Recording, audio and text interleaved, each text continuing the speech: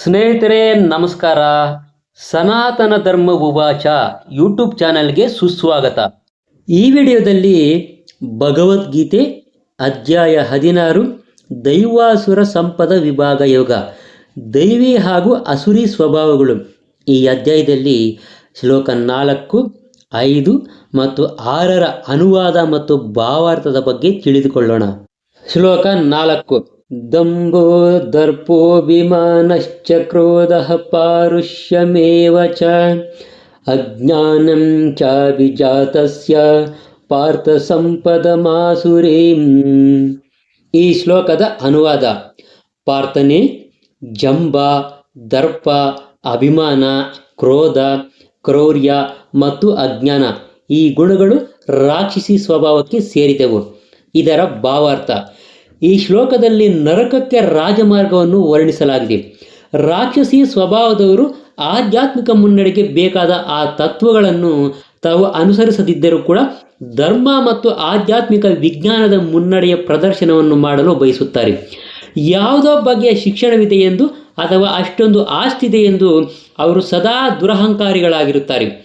ಇತರರು ತಮ್ಮನ್ನು ಪೂಜಿಸಬೇಕೆಂದು ಅವರ ಅಪೇಕ್ಷೆ. ತಮ್ಮನ್ನು ಗೌರವಿಸದಿದ್ದರೂ ಕೂಡ ತಮಗೆ ಗೌರವ ಸಲ್ಲಬೇಕೆಂದು ಕೇಳುತ್ತಾರೆ. ಸಣ್ಣ ಸಣ್ಣ ವಿಷಯಗಳಿಗೆಲ್ಲ ಸಿಟ್ಟು ಮಾಡಿಕೊಳ್ಳುತ್ತಾರೆ. ಮೃದುವಾಗಿ ಮಾತನಾಡಲು ಬರುವುದಿಲ್ಲ, ಒರಟಾಗಿ ಮಾತನಾಡುತ್ತಾರೆ. ಏನು ಮಾಡಬೇಕು ಏನು ಮಾಡಬಾರದು ಎನ್ನುವ ಅರಿವು ಕೂಡ ಇರುವುದಿಲ್ಲ. ಎಲ್ಲವನ್ನು ತಮ್ಮ ಮನಸ್ಸು ಬಂದಂತೆ ಮಾಡುತ್ತಾರೆ. ಯಾರ ಅಧಿಕಾರವನ್ನು ಅವರು ಗುರುತಿಸುವುದಿಲ್ಲ. ತಮ್ಮ ತಾಯಂದಿರ ಗರ್ಭದಲ್ಲಿ ತಮ್ಮ ದೇಹಗಳು ಪ್ರಾರಂಭವಾದಾಗಿನಿಂದ ಈ ರೀತಿಯ ರಾಕ್ಷಸಿ ಗುಣಗಳನ್ನು ಅವರು ತೆಗೆದುಕೊಂಡಿರುತ್ತಾರೆ. ಅವರು ಬೆಳೆಯುತ್ತಾ ಹೋದಂತೆ ಈ ಎಲ್ಲ ಅಶುಭಕರ ಗುಣಗಳನ್ನು ಪ್ರಕಟಿಸುತ್ತಾರೆ. ಶ್ಲೋಕ 5. ದೈವೀ ಸಂಪದ್ವಿಮೋಕ್ಷಾಯ ನಿಬಂಧಾಯ ಸುರೀಮತ ಮಾ ಶುಚಃ ಸಂಪದಂ ದೈವೀಮಭಿಜಾತೋಸಿ ಪಾಂಡವ.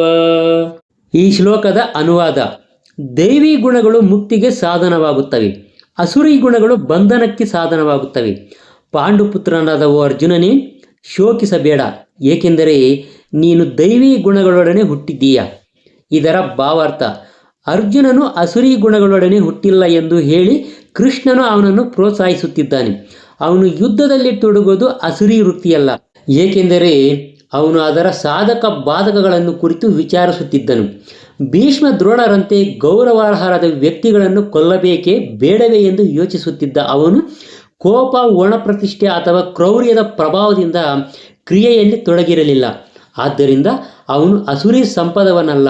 ಕ್ಷತ್ರಿಯನಿಗೆ ಶತ್ರುಗಳನ್ನು ಬಾಣ ಬಿಡುವುದು ದಿವ್ಯ ಗುಣ ಮತ್ತು ಅಂತಹ ಕರ್ತವ್ಯವನ್ನು ಮಾಡದಿರುವುದು ರಾಕ್ಷಸಿ ಗುಣ ಎಂದು ಭಾವಿಸಲಾಗಿದೆ. ಆದ್ದರಿಂದ ಅರ್ಜುನನು ಶೋಕಿಸಲು ಕಾರಣವಿಲ್ಲ. ಬದುಕಿನ ವಿವಿಧ ವರ್ಣಗಳ ನಿಯಂತ್ರಕ ತತ್ವಗಳನ್ನು ಅನುಸರಿಸುವವರು ದಿವ್ಯ ನೆಲೆಯಲ್ಲಿ ಇರುತ್ತಾರೆ. ಶ್ಲೋಕ 6. ದ್ವೌ ಭೂತ ಸರ್ಗೌ ಲೋಕೇಸ್ಮಿನ್ ದೈವ ಅಸುರ ಏವ ಚ ದೈವೋ ವಿಸ್ತರಶಃ ಪ್ರೋಕ್ತ ಅಸುರಂ ಪಾರ್ಥ ಮೇ ಶೃಣು.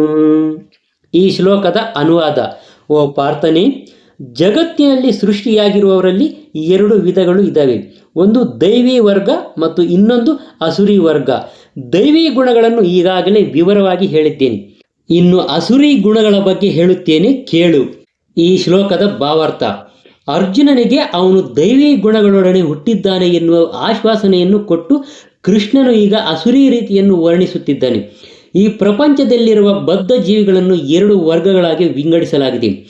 ದೈವಿ ಗುಣಗಳನ್ನು ಪಡೆದು ಹುಟ್ಟಿದವರು ನಿಯಂತ್ರಿತ ಬದುಕನ್ನು ನಡೆಸುತ್ತಾರೆ.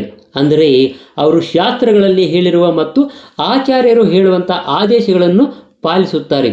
ಅಧಿಕಾರಯುತ ಶಾಸ್ತ್ರ ಗ್ರಂಥಗಳ ಬೆಳಕಿನಲ್ಲಿ ಮನುಷ್ಯನು ತನ್ನ ಕರ್ತವ್ಯಗಳನ್ನು ಮಾಡಬೇಕು. ಇದನ್ನು ದೈವಿ ಮನೋಧರ್ಮ ಎನ್ನುತ್ತಾರೆ. ಶಾಸ್ತ್ರಗಳಲ್ಲಿ ವಿಧಿಸಿರುವ ನಿಯಂತ್ರಕ ಸೂತ್ರಗಳನ್ನು ಪಾಲಿಸದೆ ತನ್ನ ಅನಿಸಿಕೆಗಳಂತೆ ನಡೆಯುವವನನ್ನು ಅಸುರಿ ಎಂದು ಕರೆಯುತ್ತಾರೆ.